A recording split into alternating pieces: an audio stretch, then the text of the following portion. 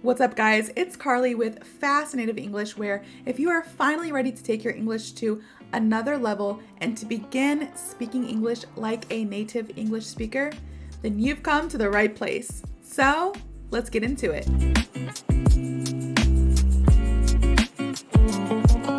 What's up, guys? I have another phrasal verb for you all today, and today's phrasal verb is cheer up.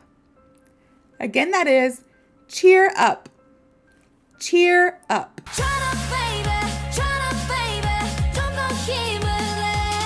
And this just means to become more cheerful or to make somebody or someone more cheerful. All right. So basically, to become more cheerful, to become happy, to not be so sad anymore, to be happy and cheerful.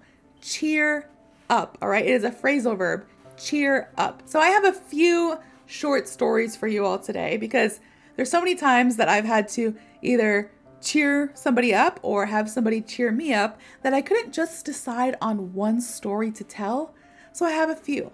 And actually, the first one I'm going to tell you is something that happened today, right now, like this morning. As I'm filming this, before I filmed this, my son, who is sick, I kept him home from school. He's been sick for a couple days now, and he's missed a couple days of school because he keeps on getting a fever and getting sick. You know, this time of year, everybody gets sick. You know, it's December. At the time of this recording, it's December. So I walked in, I gave him his medicine. He was just like laying in the bed, and then I'm working from home and everything. So I walk in and I just check on him, and he's just playing his Legos. And I'm like, hey, are you okay? How are you doing? And he's just like this, playing his Legos. And I'm like, are you okay? Do you need anything? Like, how are you feeling? And he's like, I'm okay.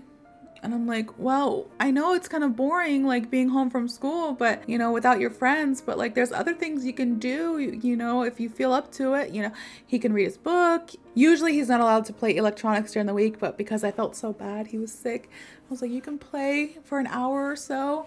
And he was like, can I go to school, please? And I'm like, I'm sorry, baby, you can't go to school, like you're sick. And he's like, I really miss my friends and I miss school. I swear my kid is like the total opposite of every kid in the world, because if I was able to stay home from school when I was sick, which honestly back in the day my mom did not care. I had perfect attendance until 8th grade. I went to school regardless, no matter what. I could be almost dying of sickness. My mom's like, you're good, you're going to school. I literally never missed a day of school until I was in 8th grade, all right? And I had to miss a day of school in 8th grade because I broke like 3 toes. I know this is like a little tangent, a little sidebar. I had fallen down and broke like 3 toes at school, and they had to like take me to the hospital and everything. And that was the first time I missed it because I was already at school, but I broke my toes in the morning. It was like a field day, and I broke my toes in the morning, and I had to leave school because of it. So I ended up missing that day. And after I missed that day, my mom was like, oh, your perfect attendance is ruined. And I'm like, Mom, I broke 3 of my toes. Like, I have to go. and then after that, my mom let me miss, you know, when I was sick or whatever, because she was like, well, your streak is broken. But yeah, I never missed a day of school until 8th grade. So I didn't know, like, I don't know what to do when you're home from school or you're sick or whatever. I didn't know what to suggest for him to do. So I was like, well, do you want to go to school? And he said, yeah. And I'm like, all right, well, let me take your temperature. Let me double check. You can't go if you have a fever. You can wear a mask. You know, I was like literally thinking, because back in my day, my mom sent me to school even if I was like snot everywhere, like sore throat, couldn't talk, like didn't matter. I was going to school. I was like getting him ready for school. My husband's like, what are you doing? And I'm like, well, I mean, he doesn't have a fever and he could just wear a mask. He's not coughing as much. You know, he really wants to go to school. I feel bad. My husband's like, no, he can stay home from school today and then rest, and then tomorrow he can go back. So I was like, well, how can I cheer him up? He needs to be cheered up because he's like depressed. This week is supposed to be a fun week at school too, because it's almost Christmas, so they're doing a lot of different Christmas activities, and he's sad that he's missing out on that. And then also he misses his friends, and you know, he's just like down in the dumps, which is another video that I made if you guys want to go back and check that out. He's just down in the dumps, and I'm like, I need to figure out a way to cheer him up. So I ordered boba, which I'm drinking some of mine right now. I ordered boba, which if you know, I don't put the boba in it. It's less calories, and also I don't really like it. Don't judge me. It's just milk tea. Yes, I know. I know there's going to be somebody in the comments that's like, Teacher Carly, you don't have boba, so that's not really boba. I love you guys, but yes, I know, I'm aware. It's a milk tea. But I ordered my son boba because that's what he likes. And, you know, I let him play his electronics. And I'm just trying to figure out ways to cheer him up a little bit because I know he's sad. He's sad that he's missing out on his friends and this Christmas preparations that they're doing at school for their Christmas party and everything. So I'm just trying to cheer him up a little bit. So that's the first little short story that happened to me today. But another short story about cheering up and also kind of involves Christmas is 2012 Christmas. Now I've talked about this before in one of my other videos. I'm not sure exactly which one, but it was my first Christmas away from my family and I was in Korea, and it might even been the Down in the Dumps video. I'm not sure. But I was in South Korea. I was away from my family. After I went to visit my ex-husband that day, and I was expecting to have like a Christmas party with his family, but that didn't happen. After all that, I came back to my dormitory and it was like 4 or 5 p.m. It was still kind of early in the day. I just cried.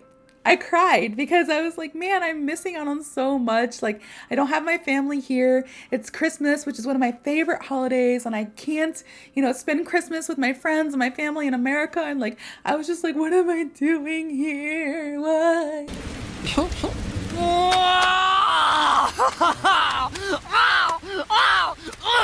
You know, I messaged my roommate. She was my roommate, but actually like 2 or 3 days before Christmas, we had to move into this temporary dorm because they were remodeling our dorms. So she was my roommate, but then like 3 days before we had to move, and then we all got like different roommates for this like 2-week period while they're renovating. And so I just messaged her because we weren't living together anymore. And I'm like, hey, it's Christmas. Merry Christmas. Do you have any plans? You know, I'm kind of lonely. I would love to share Christmas with another American. And she was like, yeah, we're just gonna go to, there's like this American restaurant at Suwon Station, which is like the place where everybody went to like hang out and chill and, you know, whatever. So she's like, you can either meet me now and we'll go there together, or you can meet me there and we'll go to this American restaurant. It's literally, I use the term American restaurant very loosely because they literally just have like chicken fingers and French fries and hamburgers. That's pretty much it. And like American beer, I think.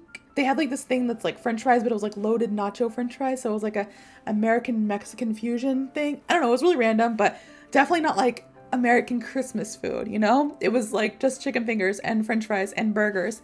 But still, we went there because we're like, you know what? America. Yeah! America. All right. Merry Christmas, Americans, you know? So we went there. It wasn't just her, one of her friends from another school, which actually she met this girl when she was in high school in America. And this girl is also American. And then she just happened to study abroad in Korea too, but she was studying at a different university than ours. She came down and met us as well. So it was 3 Americans hanging out at this American restaurant on Christmas Day. And it really cheered me up because honestly, I was just wallowing in self-pity. Order clock, wallow in self-pity. In my dorm, like, woe is me. No friends, no family on Christmas Day, no presents to open, no presents to give. Like, you know, just, you know, being all sad and down in the dumps. And then I just texted my friend and she was like, you know what?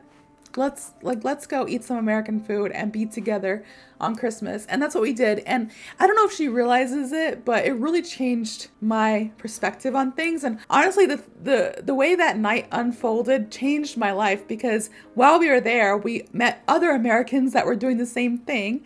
And those Americans that I met that night at that restaurant, that American restaurant, have become my best friends, even still to this day. Like, you know, we all live in different parts of the world and, you know, most of us are back here in America, but they are my best friends and we do Zoom calls whenever we can, all of us together, or we have like little reunions where we go and we meet in each other's cities. But it all happened from her just inviting me to go eat American food like burgers and French fries on Christmas Day in her attempt to cheer me up because I was so sad. I was like, I think she could hear in my voice, like my voice crackling and like that I had been crying.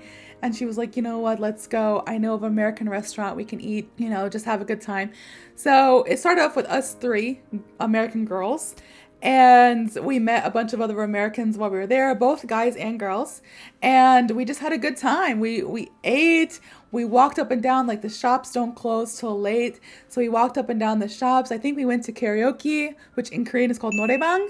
I think we did that, and it was just a really good time. And I think I'm so thankful for that night because it changed my life. It sounds really stupid to say, like it changed my life, but I made so many good friendships, and those friendships I value so much now as an adult that, that was already 10 years ago. That happened over 10 years ago, almost 11 years ago, and we're still close friends. So, you never know what you may miss if you choose to not go out one day with your friends. You never know what you may be missing out on, which is probably why I have FOMO, because I'm so scared to like cancel or change plans because like I'm scared that I'm going to miss out on something. But you know what? That's another story for another day as well. I hope you guys have a better understanding of this phrasal verb, cheer up. If you do, please like, comment, and subscribe, and I hope to see you all in the next video.